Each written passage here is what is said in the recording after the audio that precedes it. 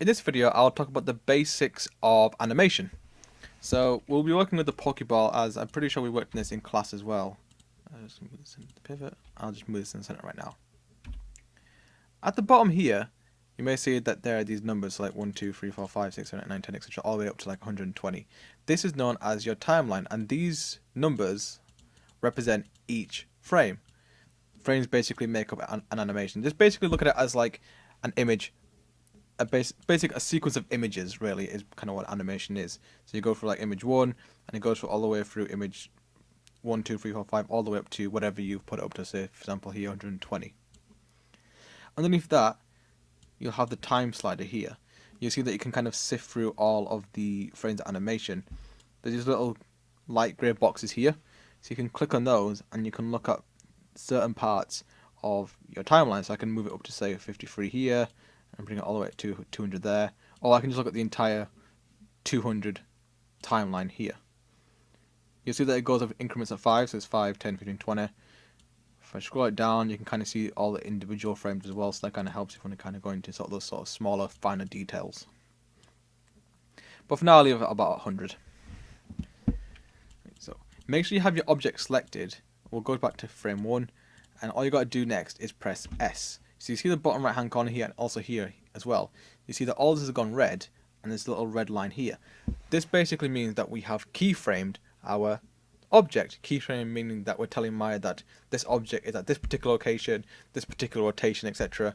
And then if we move it to say 50, move your object and press S again. If we go from the beginning and press play, you'll see that the ball will now move, because that particular keyframe is telling Maya that this ball has now moved to this particular translation.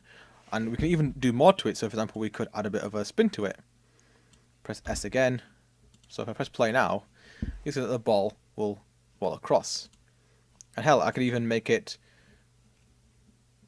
I can even change the size if I want it to as well. So I can go here and press S, and it'll just go small. So you can manipulate every aspect of your object, from its movement to its rotation and to its scale. And if you're not happy with it, what you can do is you can select those individual keyframes, right click on the timeline and press delete. If you want to delete more than one, if you hold on shift in the timeline, click and drag, right mouse button and delete. So I've deleted all those keyframes. The bottom right hand corner here, you'll see this little running man with a little cog icon next to it. If you click on him, this brings us animation preference. So you have your time slider here, and you have your playback speed here. Now you want to change it to the default, which is 24 frames per second, because if it's on play every frame. If I do a really quick animation for you, S. Oops.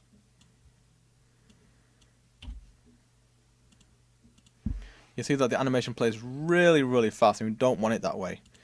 So you have to make sure that you change it, and the default is 24 frames per second. See, now it's much, much smoother. You can have it to 12, 48, or you can put in others. So you might want to put in, say, 30 or 60 frames per second. See, it's a lot faster. 24 is basically the baseline. A lot of games these days now kind of run at a minimum of 30 frames to a max of 60. So you may find that 24 isn't really enough for you. You might want to go to 30 at minimum, maybe. But it's entirely up to you how you want to do the playback speed of your animation. Please bear in mind that you have to move your object first and then keyframe it. I've seen some people make that same mistake. So what you do is you're on 1, you press S, so that's now keyframed. Then we move into a different frame, so for example 46, then we manipulate the object and then keyframe. Some people have been keyframing first and then moving the object. It doesn't work that way. You have to move the object first, then keyframe. And what we can do as well is we can use the hierarchy to actually animate our object as well. So if I just parent that, wrong one, first combine those ones, combined. Okay, so maybe I want only a certain part of the object to animate at a specific time.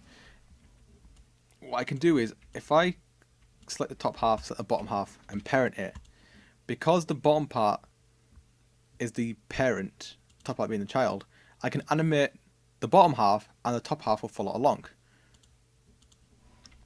So you'll see here, if I go to 1, move it to about 42, keyframe it, you see that I will have to put a keyframe on the top half. Why? Because the child is following the parent, and I can actually animate the child separately, not the parent.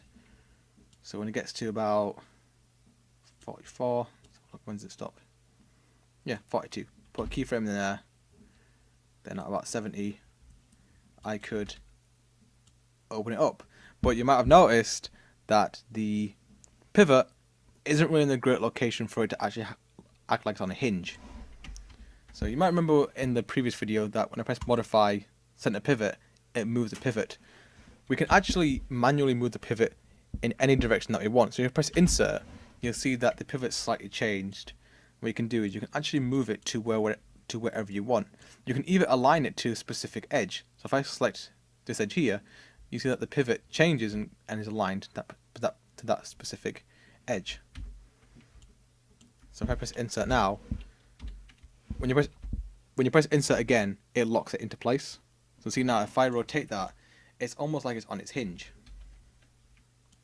So I just move that up, for instance, press S. If I press play now, the parent moves and the child does its animation at a certain time. So that's the basics of animation.